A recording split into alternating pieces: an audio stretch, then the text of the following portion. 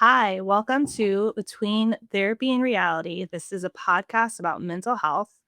My name's Rachel. I am a licensed counselor in the state of Missouri, and I do relationship, trauma, grief work, and I have been through a lot in my life. So I wanted to do this podcast to help other people who have been in similar situations and help connect the dots between therapy and reality. My co host here. Hello, I'm Dana. I'm a mom of three. I have my three kiddos. They're 30, 20, almost 28 next week. Just birthday's 7. And then my youngest is 21. Um, so I've been married twice. Yes, true. I didn't You've know been you married were married. twice. Yeah. So I mean, I like how would I sound like I'm proud of it? So proud of it. I'm very I had two. I was like, that's interesting. I didn't know that about you. yeah. Yeah. One last serious relationship for several years, but built several different careers and I don't know, just experience relationships like situations that challenged my confidence and my voice. But some of those experiences have involved hard lessons and learning, boundaries and just figuring out who I was. Right. And that's why I wanted to do this with you, is because we both have been through the ringer with men Yeah. and like not to men bash, but like our Right. situations have been really hard. And so it's nice to have like that companionship, I guess, but also like your experience and how you got through it and mine are not the same. Right. Nobody's said what he's saying. Right. But so excited to, help other people realize like you're not alone and, um, your voice does matter. And Yeah. I think that's a key component is that your voice does matter. We were both taught not to speak up. I mean, I grew up in as a preacher's kid, and so everything I did in a small community, mind you, like that was another huge factor. It was a small community, and I'm a preacher's kid, so everything I did was watched. I remember people would call my dad before, like when we did anything wrong, before I even had a chance to tell him, hey, I did this. Whether I was going to do it or not didn't matter. right. But he knew stuff before I even had a chance to tell them. So, like, I knew I was always being watched. So I had to put on the show all the time Yeah. and be like this perfect person, which to this day has affected me because now I got out of this horrible marriage where I kept a lot quiet and it hurt. Yeah. It was very damaging. So it's kind of learning now to speak up on that versus stay stuck in that silence. Absolutely. I have, similar like background of religion. My grandfather was a preacher. We didn't go all the time. My dad was he was a his nickname was Wild Man for a reason. Wild Man Dan. Like, um so like he goes once he decided he wanted to be good, in front of everyone, of course. He was never good like everybody thought, even during the times of, you know, goodness going to church. Yeah. He still wasn't good. But my grandfather was like he owned his own church. I don't know how like that's kind of a weird saying as an adult looking back. Like as a kid, I was like, "Oh, my grandfather owns a church." Yeah, that's like as an adult, it's like that's kind of right. Yeah, it's kind of weird, right? But like they were like kind of like Pentecostal. Like called themselves oneness. I don't know what that means. Oneness? Oneness, but it was the Church of Jesus Christ. Okay, not like Latter Day Saints, but anyway, like super um speaking in tongues, all of that. And I remember being like a really small kid, just like sitting back, like scared, like that. What the? Sorry, hold it. The what is going on? I'm like scared, it's kind of in my little eyes and mine. It's like I wish it was a scary movie. Right? It was like very similar to those scary movies. Kind of feel like demonic. Sorry, whoever I'm gonna offend, but sorry. But so as a kid, like way to get through some things is humor. I don't know. So I would laugh a lot. Mhm. I'm not very serious a lot of times, but I just, You do. yeah, The joke. and I mock everything. Like, Yeah. I don't know if anybody, most of my safe, wait, not my safe, close people know that I'm like, I mock. I don't know why. It's like, I don't know. So defensive. It is. You've Yeah. learned that at such a young age. Right. Like you survived the Yeah. chaos. Yeah.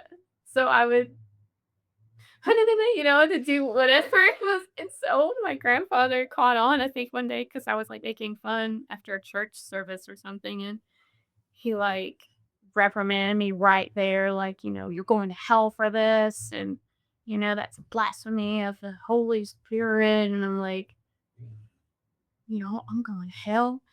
And I mean, it's like, okay, he's just like, you need to, get right. And everybody else does it. And I was like, like, can everybody really do that? And like, it just, I'm like, I remember sitting as a little bitty kid by myself, trying, like, are you going to bring it to me? Can I speak in tongues? Yeah. I remember even asking my sister, like, are you really doing it? And she's like, she was. I was like, oh, okay. So, now that's like start to internalize, like, maybe God doesn't love me. Like, maybe I am condemned because I did make fun of that. And then, just things through life just kind of kept spiraling like that. Yeah, it's just like, it was weird to me. I don't know. I've tried, but I stopped there. I mean, I get that. Excuse me. I Faith was a huge part of my life as a child. And then I went to college and I went to a Bible college of all places. Oh, And I went there because that's, what my family did. And it just made sense. Like, that's what I'm supposed to do too. Right. yeah. And for me, it was horrible experience. It kind of started really making me doubt my faith, doubt God, doubt religion, doubt all of it. Yeah. And I will never forget this class. This one teacher, professor, whatever they're called, minister, whoever he was, he asked everybody, like, what are you here for? Why are you in school? Why are you in this class? Like, what are you here for? And I was like, well, I'm here to be a counselor. At that time, my goal was to be a Christian counselor. I was going to this college and then do my time there and then transfer to the university in the same town and then do graduate, whatever. Like, I had the whole course planned out. And he's like, no, that's not why you're here. I was like, oh, but that is precisely what I signed up for. I want to be a Christian counselor. Like, I don't know what you think. Like, what are you telling me I'm here for? Well, And he's like, no, you're here for your MRS degree. And I just stared at him and like dumbfounded that I'm not here to find a husband. Like, that is actually not why I'm here. And the class kind of chuckled and everybody's like, no, that's every woman is here to find their husband. You don't have a role in the church. And I was like, okay. And that just spiraled from there. yeah. And so now I have faith, but it's not the same. Yeah. I have a relationship with God. I have like my faith in God and I attend church, but I still struggle sometimes with the organized religion piece because the church can be so harsh and judgmental. Yeah. And so I'm learning now in my 40s how to separate my faith from the church so that I can still have that. Yeah. And it's what I need it to be versus what I'm told it's supposed to be. So like that trauma, like, and there's so much more to it. Even when I transferred schools, there was a lot of other different things that happened though. It was just like, but you're a Christian. Like, how can you turn me away? Right. How can you do this to somebody and then call yourself a man of God? Like, that doesn't make a whole lot of sense. Yeah. Though I have a little, similar experience with, like not quite, but like when you were saying God, you were there just to find a husband, right? Yeah. Because we ought to be saved and taken care of. Now I feel like even back then, when I tried to be into the church with my first husband, it was very important to him, and I get that. But like it was kind of forced on me because it was like, and no disrespect, just like he had his own like things that he wasn't gonna, you know, sacrifice for whatever. Like his first, he had been married before, so it was like really important to him that his next person is in the church, which makes sense. That's great. It's a fine thing to to expect, but I was so badly needing to be saved. I had these 2 little boys, when I met him, I wasn't quite 21. I turned 21 when we were just dating, and this was like, Yeah. "Oh, I need someone to save me, I need somebody to take care of me and my boys," and he was that. He did do just that. Um, but, like, the religion part was, I felt like I was living a lie every day. Like, it just nobody ever, like, was bad to me in the church. They were amazing people. But, you are a woman in this church and you're just that. You're just the woman. You're staying home and you're bringing in the babies and stuff, and you're She's the homemaker. yeah, you're not making money. Even though I was running around with daycare, it still felt like I wasn't earning.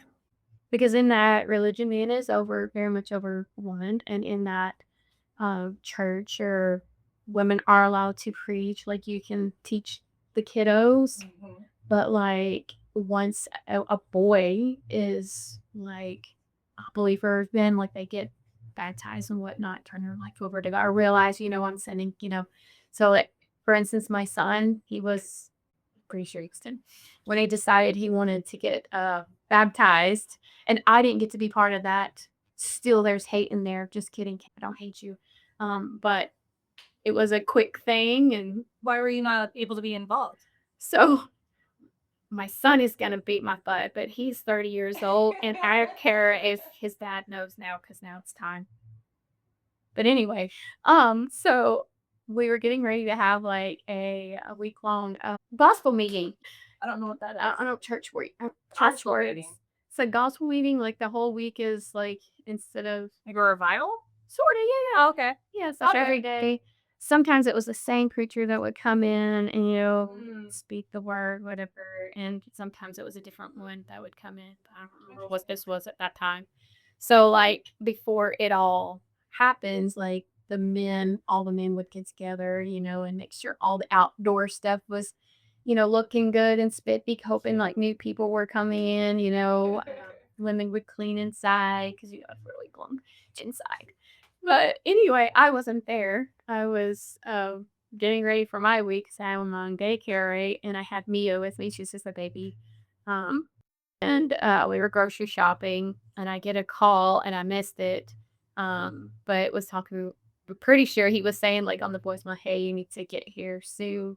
Um, I can't honestly remember if he said that Gabe wanted to get baptized or not, but like throughout the heat and stuff, out being outside, somehow there were conversations that were had, and what Ken didn't realize. Sorry, Gabe, I'm busting you out. Gabe was hot. He had a friend there, and then his brother, and I'm pretty sure my nephew. I'm not sure if my nephew was there or not, but like they were having little kid conversations, right? And they're hot, and they just want to get in the water. So So he it got was a that dare. just so he could. It was a dare. Okay. It was a dare, and he was hot, and Mm. yeah, and I missed it. I didn't get to be part of it because in Ken's eyes, which is, I get why he felt the way he felt, because like, what if on the way home, Gabe, we have a car accident and they die, and then since Gabe is, aware of his um, you know, sins and stuff, then I mean, they say that you have to be baptized in order to enter into heaven, right? You also have to know what you're doing, right? And I think that's where the organized aspect of religion comes into play. It's like, you have to do this, you have to do this. Like, we have these guidelines for a reason. Yeah. And it makes it hard because then you make decisions and you rush it versus let's have conversations. Like, I know when I was baptized, my dad was like, why do you want to do this? What is the reason? And he sat me down, and I don't remember. I was think I was junior high, maybe. I don't remember. Middle school. I don't know. I was younger, and it was at church camp that we had multiple conversations prior to that. leading up to me actually being baptized, because he wanted to make sure I knew what I was getting into. He wanted to make sure I understood. Yeah. And I appreciate that. For at the time, I was like, just let me And make do you it. Like, understood that you're only there for a husband. right? No, my family, like my family is great. Like my dad, he was a minister, but like he never was like, you have to do this or you're going to hell. Yeah. You have to do this or you're going to hell. Like I never felt that pressured from my own immediate family. It was always outside of that. And that's where I struggled whenever I left the home, because I was in the safe space. And then I went to the real world, and the real world is kind of ugly. Real world doesn't care about you. Right. No. Right. You are your own person. You have to fight your own battles. And I didn't realize how toxic religion can become Yeah. when you're not in the safety of that, Mm-hmm. like what I experienced. So I get it. Like it's hard, and religion's a touchy subject. It is. But I think it's an important conversation. And like, again, this is partly why I want to do this podcast, is talk about these kinds of things, because it affects everybody. And like, Absolutely. whether you directly experienced religious trauma or like whatever that was for you, talking to the viewers, I guess now, like that, it affects you to this day. It shows up in some form to this day. And we like to pretend like, I just don't go to church anymore because I had a bad experience, or I don't do this anymore because I had a bad experience. But we don't really give it the credit it deserves on how it actually impacts our lives. I know there's some more you wanted to kind of add to the silence, like using our voices, learning to speak up. So there's something you wanted to add. Yeah, just a little bit more. Just like I think, through all of this is like just looking back. I think that's why finding my voice as an adult has been so important. Been a very important part of my healing. Not because I want to hurt anyone or break anyone down, like because of their beliefs, or but because silence protected things that hurt me. And I think, speaking honestly has been one of the ways I've tried to protect myself instead. So like, um, I think it just I'm always worried about like who am I gonna hurt if I speak my truth or whatever. But like I said though, like the silence of not speaking my truth just hurt me, because I mean it's my experience, my life, and I know that I could be like help or someone, for someone else or whatever. Well, thank you so much for joining me for this. Yeah, thanks for having me. It's can be uncomfortable and vulnerable. I know I look like I have it all together. I look, she does, like therapist first, human second, but I really am human first, therapist second. And this is why I want to do this, is so that I can show the world that more and stop pretending like I know what's going on, because I don't. I wing a lot of my life, and you just figure it out, right? So thank you guys for joining us.